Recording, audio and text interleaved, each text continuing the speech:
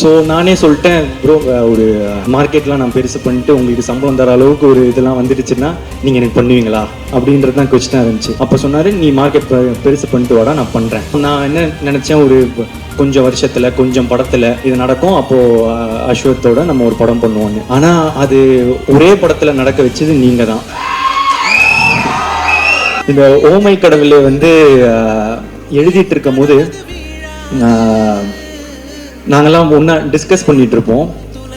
அப்போ வந்து ஒரு கேரக்டருக்கு பண்றியாடா அப்படின்னு கேட்டாரு. இல்லை நான் நடிச்சா ஹீரோ தான் அப்படின்னு சொன்னேன்.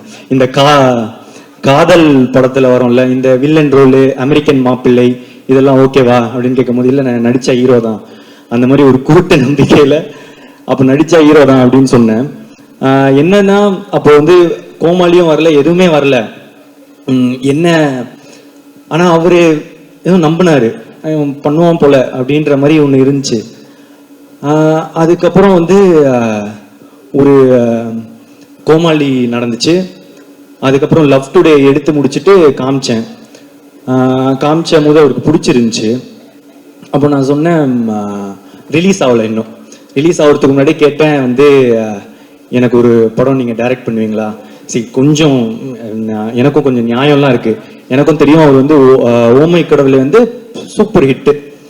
அப்போ அவரோட அடுத்த படமும் ஒரு பெரிய பட்ஜெட்லேயோ நல்ல சம்பளம், இந்த இதெல்லாம் ஆசை இருக்கும்னு.